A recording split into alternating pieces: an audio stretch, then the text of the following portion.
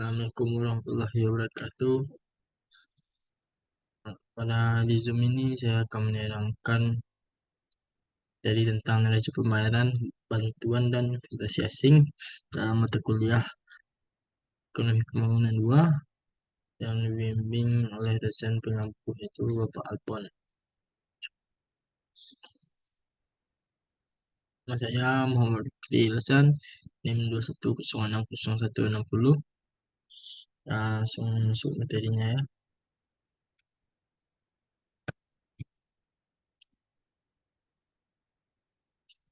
Sama neraca pembayaran, bantuan dan investasi asing. Ada beberapa ruang lingkup yang dibahas, itu pertama pro kontra globalisasi, interdependensi utara selatan, lalu stabilir modal Malaysia dua jurang, itu sebenarnya two gap. Ini tahap dalam neraca pembayaran, yaitu sumber-sumber pembiayaan defisit, yaitu harus modal dari INSP ke negara maju, yaitu harus modal yang masuk ke Amerika.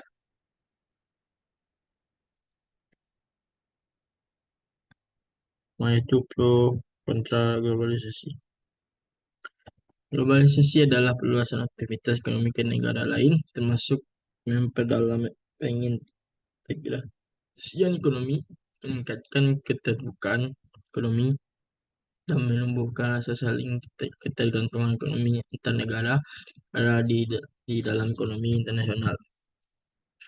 Menurut Dani Harvard Rodrik, globalisasi meningkatkan pengintegrasian pasar-pasar internasional, baik pasar barang, jasa, maupun modal, mendorong masyarakat mengubah praktek-praktek mereka untuk bersifat tradisional kompetitif di dalam ekonomi dunia.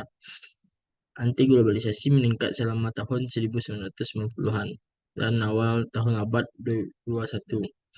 Orang-orang yang menentang kadang-kadang dengan kasar dibantah oleh penguasa, bertentangan dengan agenda ekonomi regional dan dari para pemimpin DCS dan para agen internasional. Para demonstran memprotes pertemuan internasional IMF, World Bank, World Trade Organization, kelompok 7, G7, Food and Agricultural Organization and OECD, dan The World Economic Forum untuk pilihan dalam ekonomi di Davos, Switzerland, tempat peristirahatan di mana pertemuan ini diselenggarakan.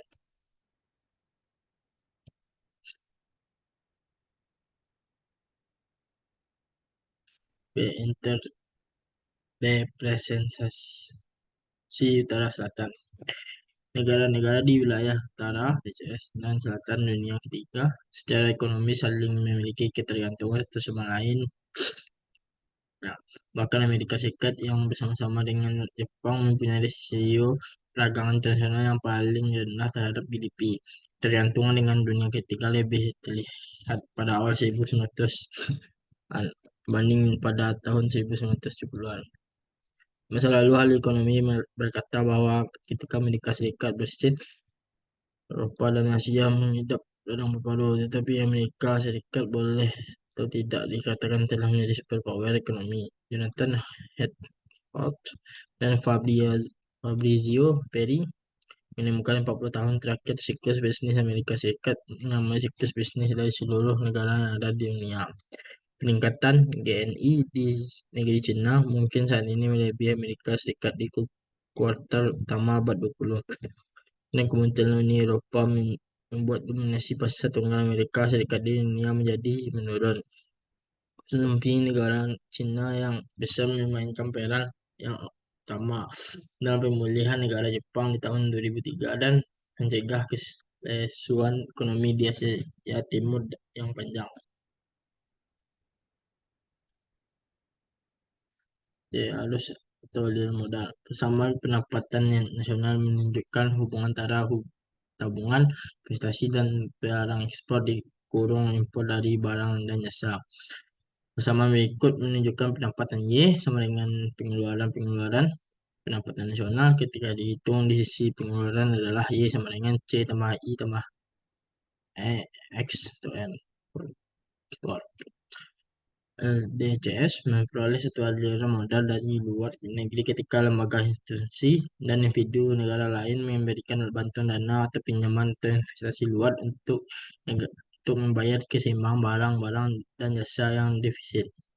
Terus buat aliran dana dari luar negeri ini memungkinkan suatu negara akan membelanjakan melebihi pendapatan mengimpor lebih dari ekspor dan berinvestasi lebih dari jumlah tabungan.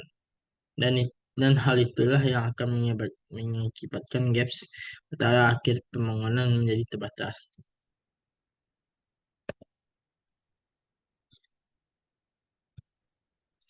Suatu tampilan yang sama menunjukkan bahwa suatu peningkatan di dalam aliran modal berhubungan dengan penurunan tabungan. Hal ini dapat dilihat dari persamaan S sama dengan I kurang F, di mana S adalah tabungan dan I adalah investasi, dan F adalah modal import.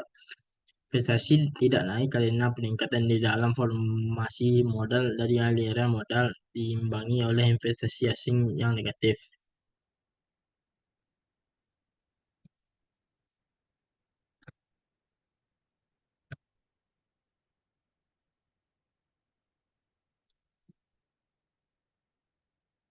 D. Analisis dua jurang atau yang tersebut dengan two gap.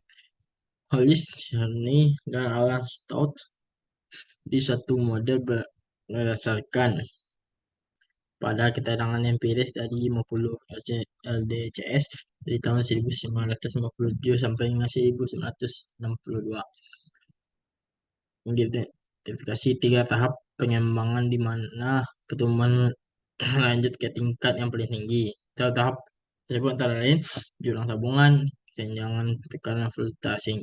Jika sebagai pembanding kesenjangan pertukaran valuta asing lebih besar dari jurang tabungan, maka impor akan berkurang, mengurangi modal asing yang masuk bagi usaha pengembangan. Dalam hal ini, pertumbuhan perdagangan dibatasi pada kenyataan para investor mengurangi kedua kesenjangan tabungan dan pertukaran valuta asing dalam jumlah yang sama. Pendekatan Chenery Stroud hanya mendekati kenyataan di dalam banyak LDCS, di mana ketiga pembatasan sering kali hidup pada waktu yang sama atau saling berhubungan satu sama lain. Lebih lanjut, analisis dua jurang tidak memperhatikan secara spesifik keperluan terhadap dana asing. Meskipun demikian, Cerny, Stroud, Stack, dan dua pendekatan kesenjangan dapat menjadi suatu alat yang bermanfaat di dalam meneliti peserta-peserta modal asing di dalam sejumlah LDCS yang berada.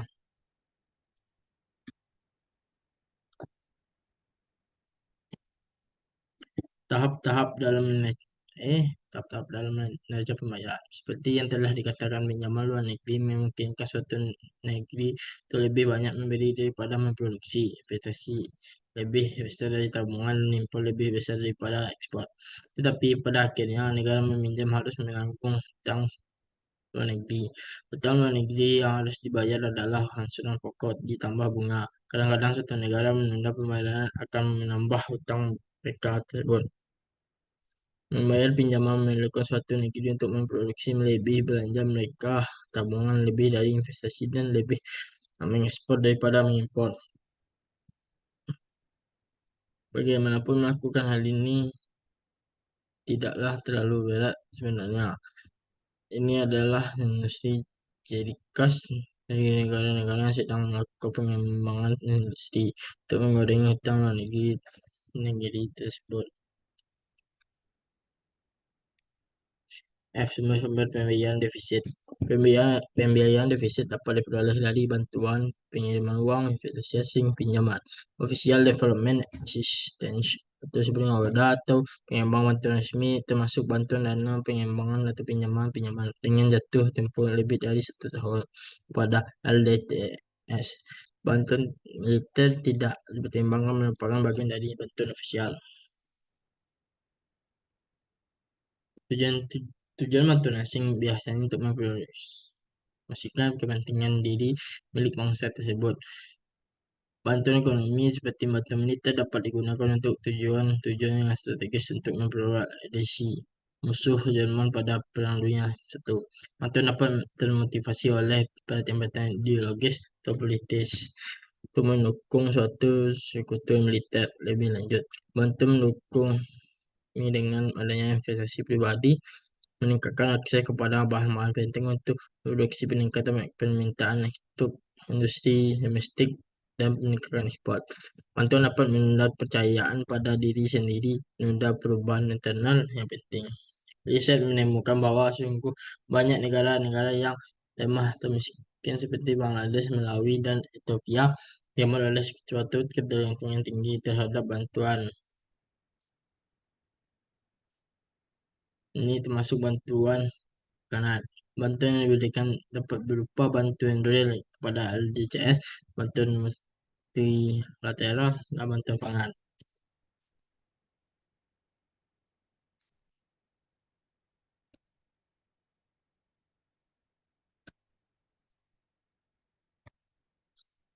Investasi pribadi dan perusahaan multinasional. Putaran dari abad 21 perekonomian global dikuasai oleh MNC dari Amerika Serikat. Amerika Serikat dalam modalnya keluar dari negeri adalah sebesar 52% di tahun 1971, 10% di tahun 1993, dan 16% di tahun 2001. Pada tahun 1998, World Bank mendirikan Multilateral Investment Guarantee Agency sebenarnya MIGA untuk membantu negara berkembang menarik investasi asing. MIGA menyediakan permodalan dengan layanan pemasaran, menasihati hukum, memberitahukan dan memberikan jaminan pinjaman melawan risiko yang tidak komersil seperti pengambilan alih dan persaingan.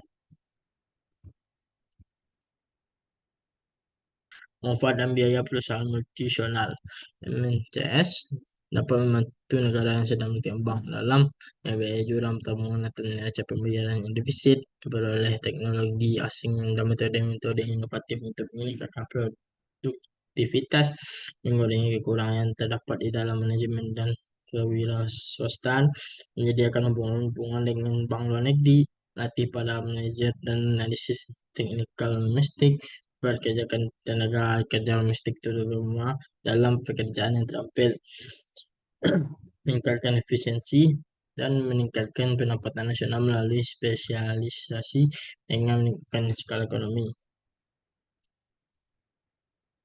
Biaya dari MCS meningkatkan ketergantungan LCD terhadap teknologi,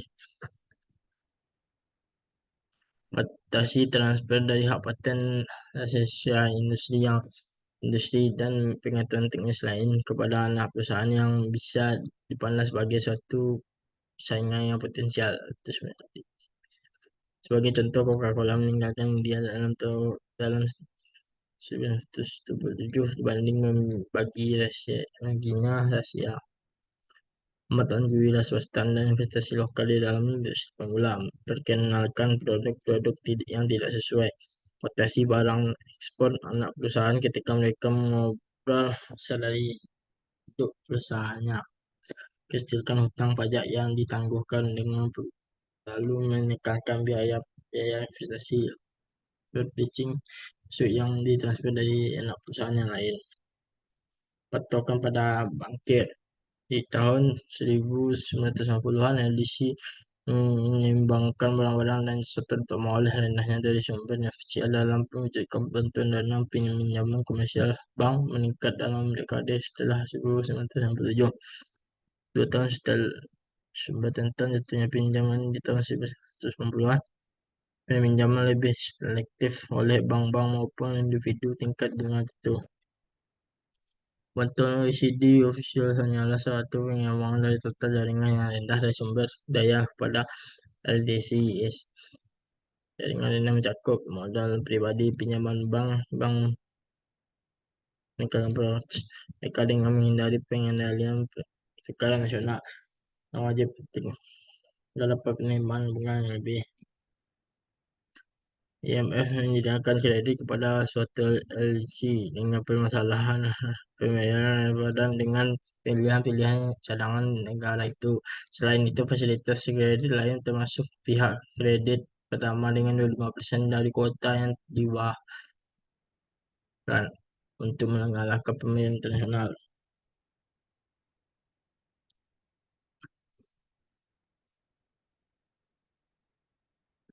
Arus modal dari NSB ke negara maju.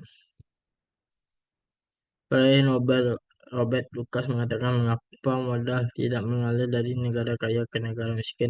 Hukum tentang penyesuaian kembali mengingatkan bahwa produktivitas marginal modal adalah lebih tinggi daripada kelangkaan modal, seperti India yang berkelimpahan tenaga kerja dan Amerika Serikat berkelimpahan modal. Lucas menaksir jika suatu pekerja dia memiliki suatu mutu yang sama dengan pekerja Amerika Serikat, maka modal yang dimiliki dia harus 58 kali lipat. Seperti modal yang dimiliki oleh Amerika Serikat, Lucas menduga modal DC di LDCS menyatakan tidak sempurna pasar modal.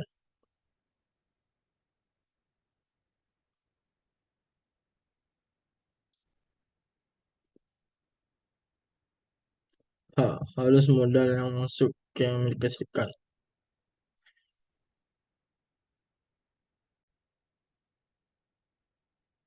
Apa kita lihat nih, dan tergantungan Indonesia terhadap bantuan luar negeri.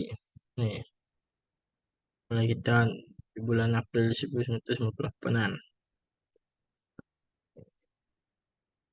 Dan kita sejak tahun 1994 Indonesia telah menerima bantuan dari Jepang.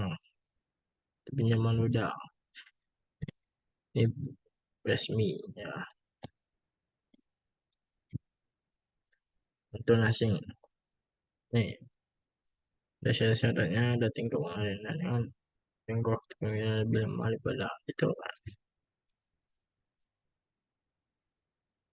Bantuan asing. Nih,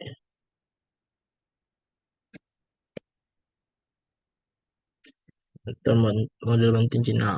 Cina memberikan nih, udah tadi ke Indonesia. Dan ada third official flows. Pinjam spesial. Bah.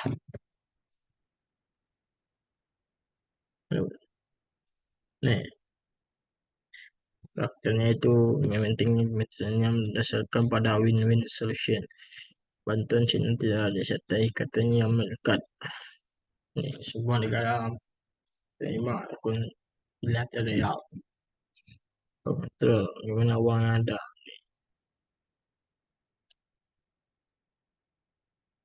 Ada bantu Cina. Cina mementingkan mitra. Tadi kan win-win solution. Ya, tidak disertai katanya mereka. Tangan dengan prinsip bantuan negara. Ya, dan Cina juga dikenal mendanai sejumlah pemerintah berputasi buruk seperti Venezuela, Angola, dan Iran dan Pakistan.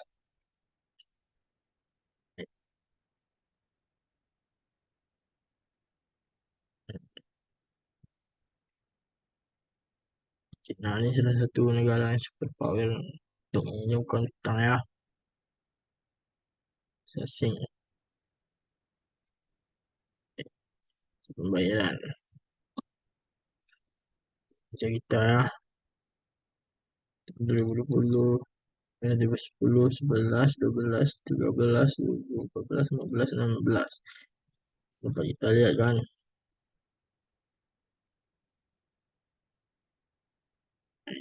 pun tahun 2014 kita 2017 neraca pembayaran Indonesia 10 ini ya. Oh, tidak ada. Ya, sekian. Terima kasih dari yang saya bisa jelaskan di Zoom ini. Terima kasih kepada semuanya. Assalamualaikum warahmatullahi wabarakatuh.